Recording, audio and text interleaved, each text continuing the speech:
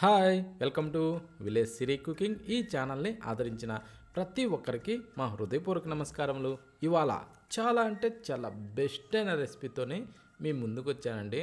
చాలా బాగుంది. ఒక్కసారి ఈ విధంగా మనం బీరకాయతోని ఫ్రై చేస్తే మాత్రం టేస్ట్ మాత్రం అద్భుతమండి.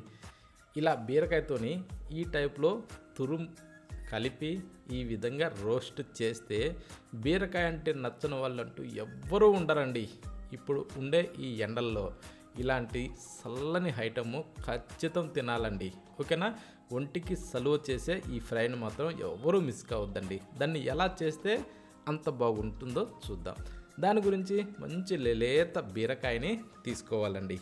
ఇప్పుడు మన ఇంట్లో ఉండే మెంబర్స్ని బట్టి కొంచెం ఎక్కువ తక్కువ తీసుకోవచ్చండి బీరకాయలు. ఓకేనా? నేను ఒక బీరకాయతోనే చూపిస్తున్నాను. అంటే ఇది ఇంకా గింజ కూడా ఏర్పడినటువంటి బీరకాయ అండి. ఓకేనా? ఇది మంచి లేత కాయ. కానీ ఖచ్చితంగా మనం బీరకాయని తీసుకున్నప్పుడు ఒకటి కంపల్సరీ గమనించుకోవాలి. బీరకాయని కట్ చేసేటప్పుడు కట్ చేసిన తర్వాత కొద్దిగంతా తీసుకొని తిని టేస్ట్ చూడాలండి. ఎందుకంటే కొన్ని బీరకాయల్లో చేదు వస్తుంటుంది. అందుకోసం అనేసి కంపల్సరీ మనం కట్ చేసేటప్పుడు బీరకాయ టేస్ట్ చూసిన తర్వాత మాత్రమే బీరకాయని కట్ చేసి వాడుకోవాలి. లేకుంటే మనం చేసే రెసిపీ మాత్రం చేదుగా తయారవుతుంది. అది ఒక్కటి మాత్రం ఫస్ట్ కంపల్సరీ గమనించుకోవాలి. ఒకవేళ గింజగాని ముదురుంటేనేమో మనం తీసుకున్న బీరకాయ అప్పుడు మీద ఉన్న ఈ తోలు తీసుకోవచ్చండి. లేదంటే తోలు ఇలానే ఉంచేసుకోవాలి. నేనేంటంటే ఇది లేతకాయ కాబట్టి పైన ఉన్న తోలు తీయలేదు. ఈ టైప్లో కట్ చేసి పక్కన పెట్టి స్టవ్ ఆన్ చేసి ప్యాన్ పెట్టి ఆ తర్వాత ఆ కడాయిలో ఒక 2 గంటలు ఆయిల్ వేసుకోవాలి. కొంచెం వేడెక్కనిచ్చి తాలింపు గింజలు, వెల్లుల్లిపాయలు, ఆ వెల్లుల్లిపాయలను కూడా కొంచెం ముక్కలు నలిపి వేసుకొని ఒక్క ఉల్లిపాయ అండి సన్నగా పొడవుగా కట్ చేసి అందులో వేసేసుకోవాలి. వేసిన తర్వాత ఇప్పుడు ఈ ఉల్లిపాయని సన్న మంట మీదనే మనం మంచి డీప్ ఫ్రై చేసుకోవాలి. అంటే గోల్డెన్ బ్రౌన్ కలర్ అయితే ఆ ఉల్లిపాయ అయితే రావాలి. ఇప్పుడు మనం కట్ చేసిన బీరకాయ ముక్కలన్నింటినీ వేసేసుకొని సాల్టు, చిటికెడు పసుపు ఇవి 2 వేసేసుకోవాలి. సాల్ట్ 1 టేబుల్ స్పూన్ వేసుకొని చిటికెడు పసుపు వేసి దీంట్లో బాగా కలిసే విధంగా కలుపుతూ ఈ బీరకాయను మనం బాగా ఫ్రై చేసుకోవాలండి. దానికైతే సమయము 4 నుంచి 6 నిమిషాల సేపు అయితే పడుతుంది. మూత పెట్టి బాగా ఫ్రై చేసుకోవాలి.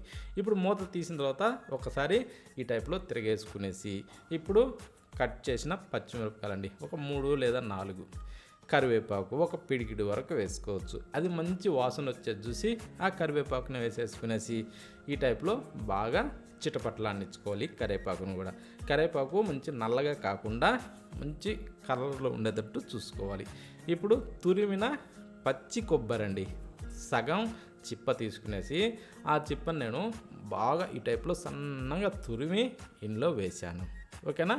ఇప్పుడు ఈ వేసిన దాన్ని ఇలా కలుపుతూనే ఒక 2-3 నిమిషాల పాటు ఇది కూడా మంచి గోల్డెన్ బ్రౌన్ కలర్ అయితే రావాలి. అంటే మనం ఈ తురిమిన ఈ కొబ్బరి ఏదైతే ఉందో ఈ ఫ్రై చేసేటప్పుడు మంచి గోల్డెన్ బ్రౌన్ కలర్ రావాలి. ఆ తర్వాత 1 టేబుల్ స్పూను కారం స్పైసీ తగ్గట్టుగా, ఇందాక 4-5 పచ్చిమిరపకాయలు వేస్తున్నాం కదండి. ఇప్పుడు 1 టేబుల్ స్పూన్ కారం. ఆ స్పైసీ సరిపోద్దండి, ఎక్కువైతే అవసరం లేదు.